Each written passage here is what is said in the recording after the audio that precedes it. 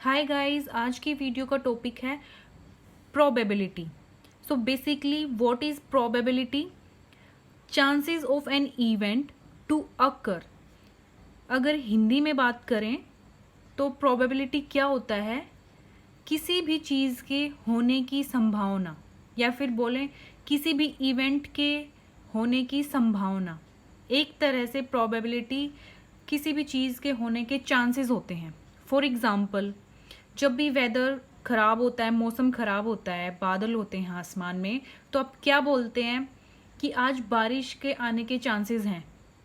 आज बारिश के आने के 50% चांस है, 60% चांस है, मौसम ख़राब है। तो वो चीज़ आपने क्या गैस की है?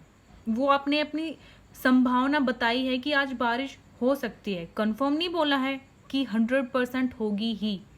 तो किसी भी चीज़ के होने की संभावना को ही हम प्रोबेबिलिटी बोलते हैं। सो इसकी डेफिनेशन क्या हुई? Chance of an event to occur. किसी भी घटना के या किसी भी इवेंट के होने के चांसेस को हम प्रोबेबिलिटी बोलते हैं। प्रोबेबिलिटी को हम P से डिनोट करते हैं और इसका फॉर्मूला क्या होता है? Number of ways an event can occur, okay, upon total possible events। या फिर ये बोल सकते हैं हम favourable outcomes upon total outcomes. Okay, favourable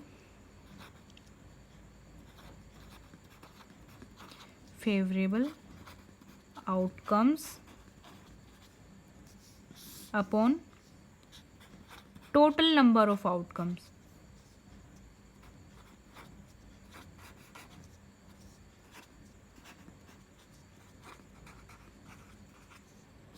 for example, हमने एक सिक्का उछाला है, ठीक है। तो सिक्के के एक तरफ हेड होता है और एक तरफ टेल होता है। तो हमने सिक्के को टॉस किया, तो हमारे जो टोटल आउटकम्स होंगे, टोटल संभावनाएं होंगी कि हमारे क्या क्या आ सकते हैं, वो क्या होंगे? या तो हेड आएगा या टेल आएगी। ओके, तो हमारे आउटकम्स कितने हो गए? एक सिक्के को उछालने के 2 हो गए ना। तो वो हो गए हमारे टोटल नंबर ऑफ आउटकम्स। अब फेवरेबल आउटकम्स क्या होते हैं? फेवरेबल आउटकम्स होंगे, जैसे मैंने बोल दिया कि टेल के आने के चांसेस कितने होंगे। अब टेल तो एक ही बार आ सकता है, लेकिन हेड और टेल दोनों में अगर बोला जाए तो आउटकम वो टोटल ही होंगे ना। टोटल आउटकम्स तो हेड और टेल ही होंगे, 2 होंगे। लेकिन अगर सिर्फ ये बोला जाएगा कि हेड आने के चांसेस क्या हैं, तो वो फेवरेबल आउटकम होंगे। तो हेड आने के चांसेस एक सिक्का उछालने में 1 हो गए। ओके, तो ये हो गए फेवरेबल आउटकम्स और टोटल नंबर ऑफ आउटकम्स। इसको हम ऐसे भी लिख सकते हैं, P is equal to number of event upon number of sample space. Okay, E here stand for event, E stand for event and S stand for sample space। Okay, sample space यही होता है total number of outcomes, ठीक है। अब probability हमेशा 0 और 1 के बीच में लाई करती है। 0 से छोटी नहीं होएगी और 1 से बड़ी नहीं होएगी, ठीक है। किसी भी चीज़ की प्रोबेबिलिटी, किसी भी इवेंट की प्रोबेबिलिटी 0 या फिर 1 के बीच में होगी। 0 के इक्वल भी हो सकती है और 0 से बड़ी होगी, 1 के इक्वल हो सकती है लेकिन 1 से छोटी होगी, ठीक है। अब आप बोलेंगे कि किसी भी इवेंट की प्रोबेबिलिटी 0 कैसे हो सकती है? ठीक है, ये क्वेश्चन माइंड में आ सकता है तो आप देखिए, अगर मैं आपको बोलूं कि कोई भी ऐसा जानवर है जो कि उड़ नहीं सकता, फॉर एग्जांपल आप कैट ही ले लीजिए। तो कैट, सीधी सी बात है, सबको पता है कि कैट सिर्फ चल सकती है, छलांग लगा सकती है, लेकिन उड़ तो नहीं सकती ना। बिल्ली, तो मैं आपको बोलूँ कि बिल्ली के उड़ने की संभावना क्या है, तो सीधे सीधे हमें दिख ही रहा है कि बिल्ली नहीं उड़ सकती, ठीक है। तो उसकी हमारी प्रोबेबिलिटी क्या आएगी? 0 ही आएगी ना। तो ऐसे केसेस में हमारी प्रोबेबिलिटी 0 आएगी, ठीक है। लेकिन 0 से छोटी कभी भी नहीं होगी प्रोबेबिलिटी, ओके।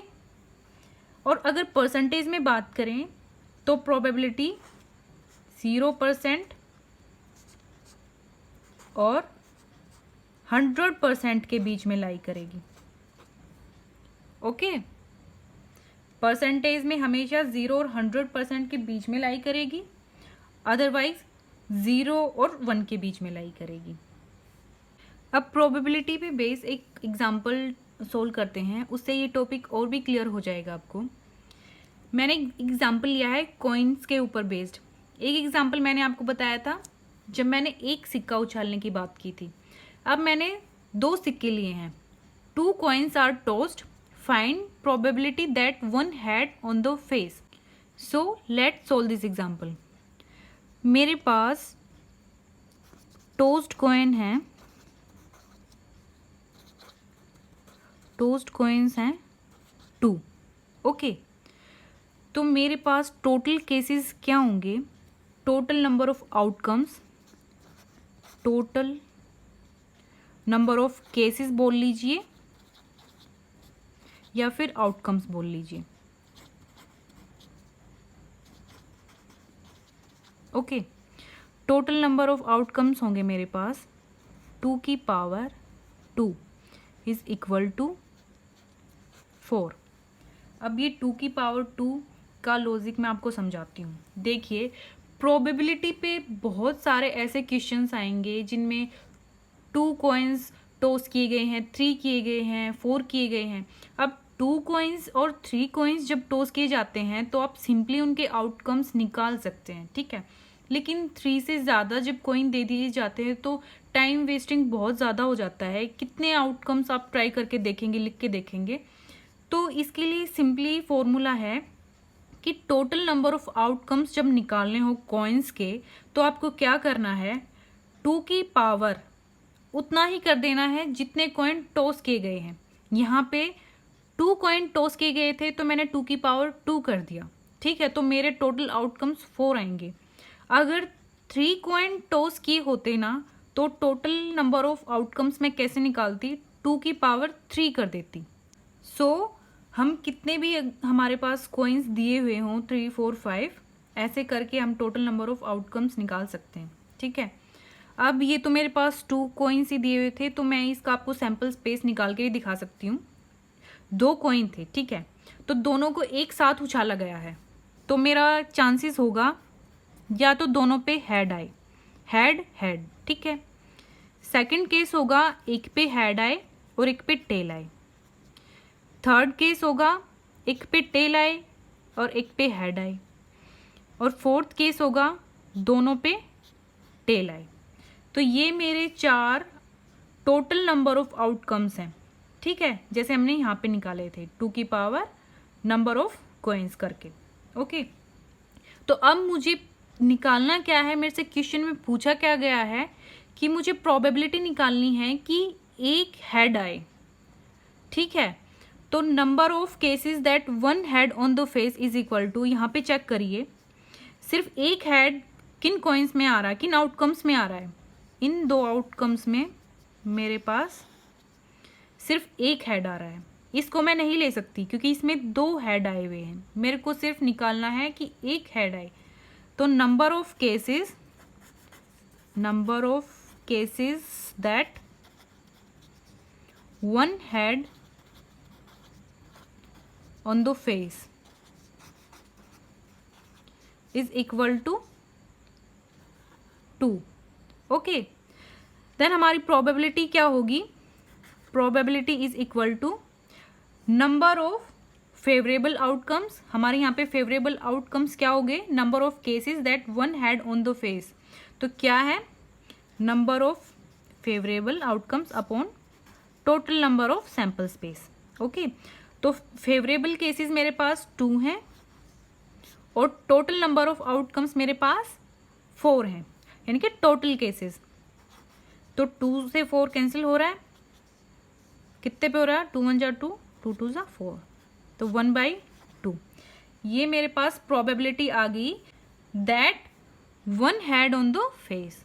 ओके, ऐसे हम कॉइन्स के क्वेश्चन सोल्व कर सकते हैं।